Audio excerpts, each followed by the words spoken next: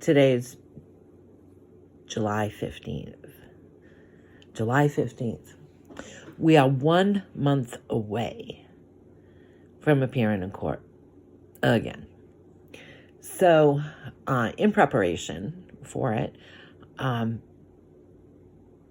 really isn't a lot that needed to be done.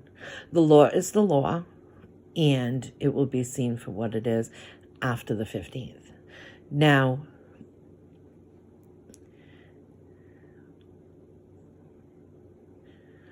the laws are very clear. They're very clear. But before I get into that, before I get into any of that, when Rhode Island Accountability Project first started, I'm going to say within the first 2 years, Rhode Island Accountability Project had requested a grouping of IA investigations, completed investigations. And I forget how much it was. It doesn't matter.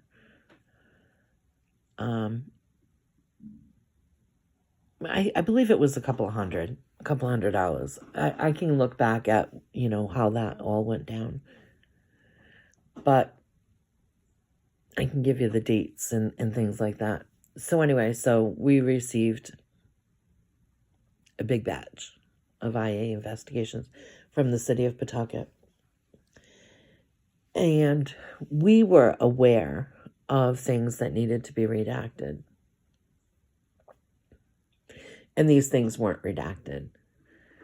So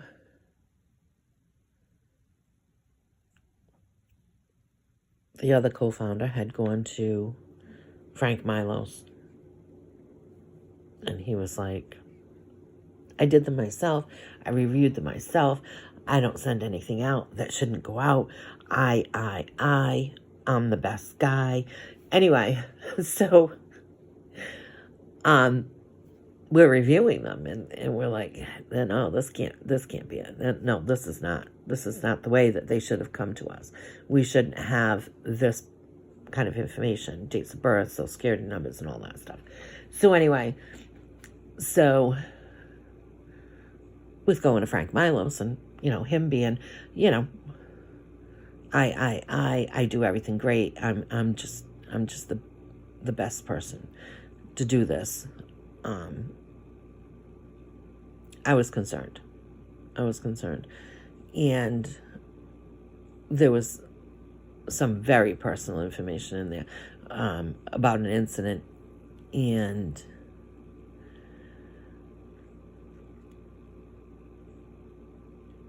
it was about a victim. And so I was very concerned. And we went to a council meeting. I think it was the next day. And I approached Tony Pyrus, who was with Mike Horan. I've known Mike Horan since I was a kid. So I had approached Tony, and I had said, because he was public safety director at the time. He was in charge of nothing, but he had the title, so he was the one that you should go to. So I approached him at the council meeting, and he acted like a complete fucking asshole. In front of Mike Horan. And I said, just when you get a minute, we got these IA investigations, and they're not redacted. And, we got them from Frank Milos. Frank Milos knows what he's doing.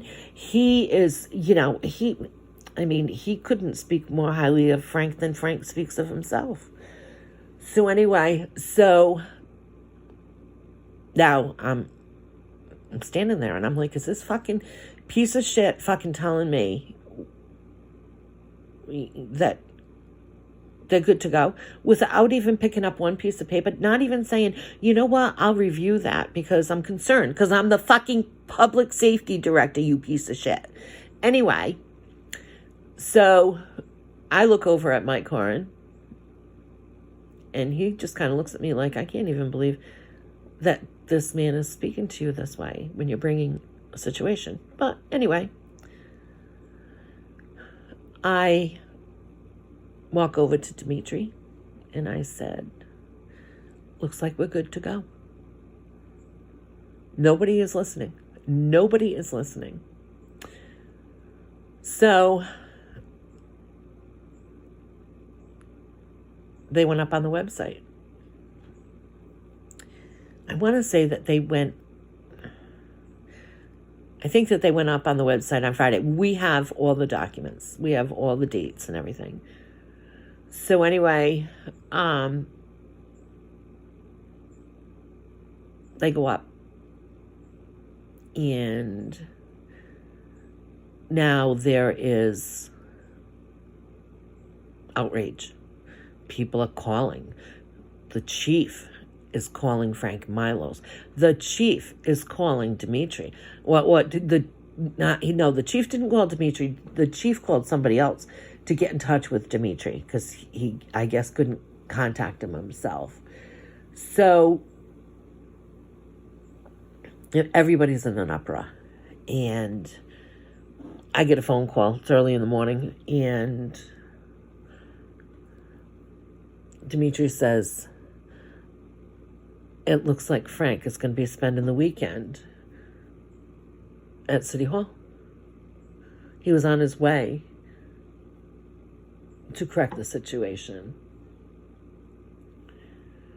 And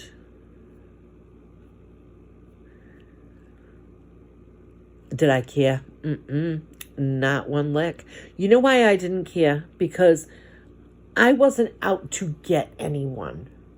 I was not out to expose anything.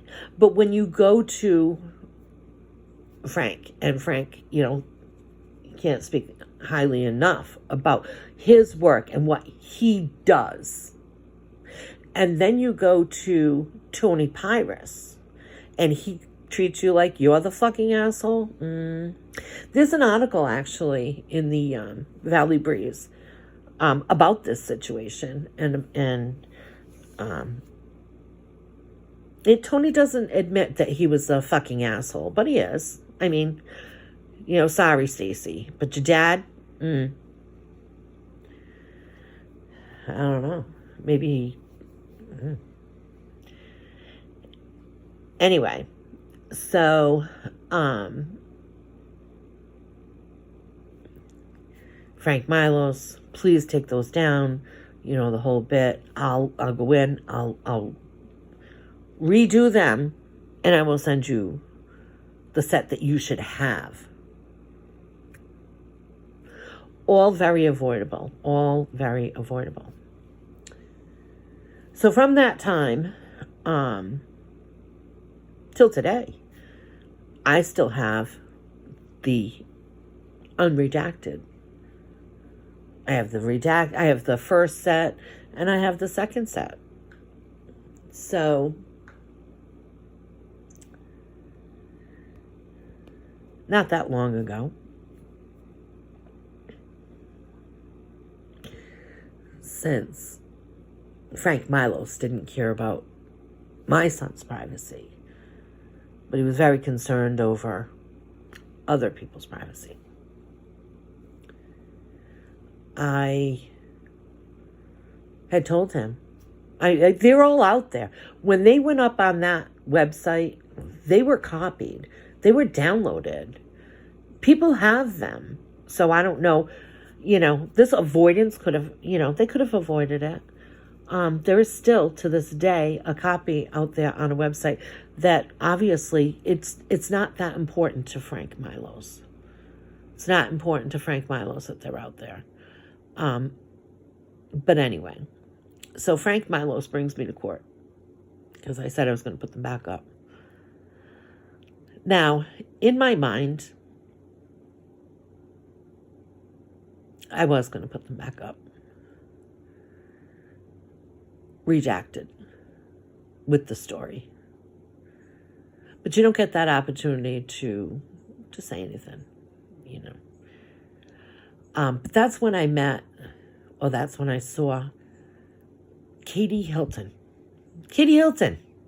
Now, if you don't know who Katie Hilton is, let me try to introduce my impression of Katie Hilton. She works for Mark DeSisto's office. And she was bringing me to court. I was going to be putting the story of all of this, showing that once you have the documents that you shouldn't have, the city can't take them back. They're still there. They're still there.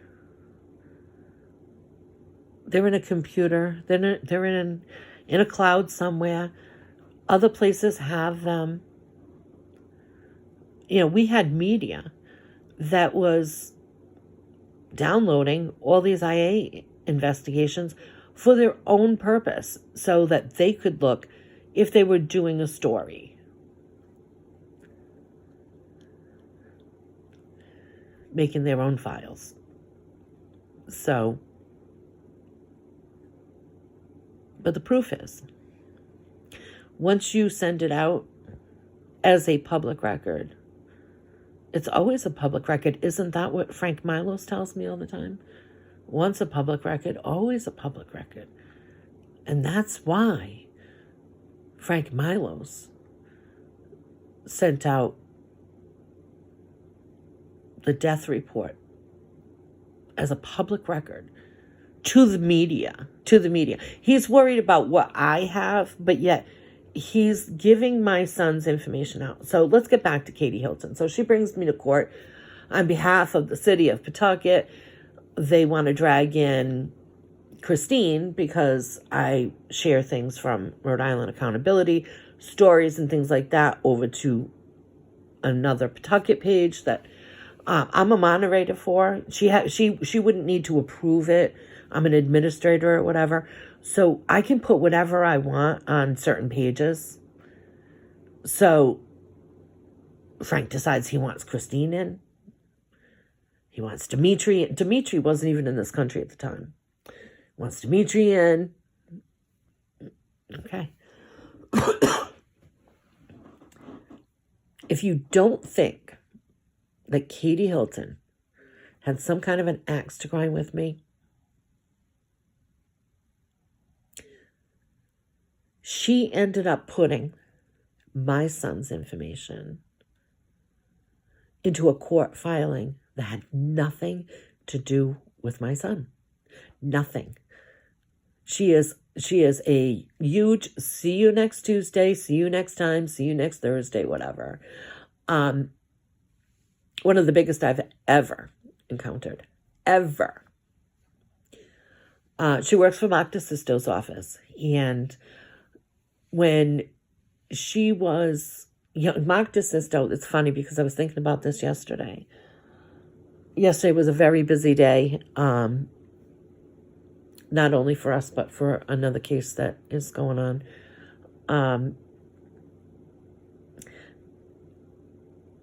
But I was thinking about this. When Katie Hilton was preparing for another court case that had nothing to do with me, had nothing to do with my son. It happened years after my son's passing. But Katie Hilton, that see you next Tuesday, see you next Thursday, see you next time, she typed into a court document my son's information. She not only did that, she was investigating me. She was looking into me. And it's so funny because Mark DeSisto thinks in some way I look into people or whatever. No, information comes to me, in case you didn't know. I'm 85% blind. So I don't know what to tell you. But if I know something, it's because that person told me and I have a great memory. So, or somebody else told me and I have a great memory. So anyway, so Katie wants to know how many emails I send, how many complaints I've made, and she knows that I spend a good part of my day on the computer. I don't know how she knows that. No, so I don't know if, she's looking in the windows. How the fuck would she know how much time I'm spending on a computer? She doesn't. I don't even know how much time. I can't even remember the last time I opened my computer. But anyway. So, so the city of Pawtucket, I forget how much they ended up paying DeSisto's office. There seems to be a lot of like little side money going on here. So they paid DeSisto's office to bring me to court to tell me not to put them online. They're already online. They're already online. Everybody has them. I don't know. So this just goes to show that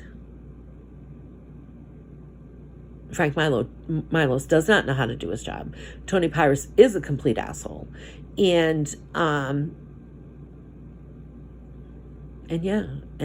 once you release it as public, it stays public. And that's my exact point here.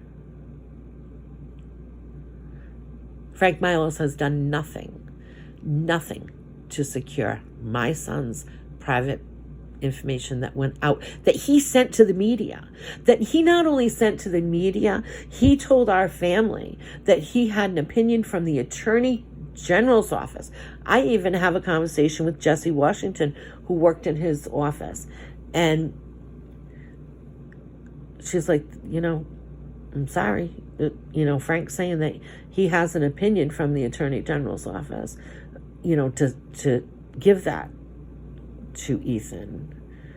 And when I had called Frank about it, saying, Ethan Shorey is going to be able to obtain this, and he's like, well, once a public record, always a public record. Always remember those words, Frank, because I have one of those memories that can remember, but not only do I remember, I tape everything. So once a public record, always a public record.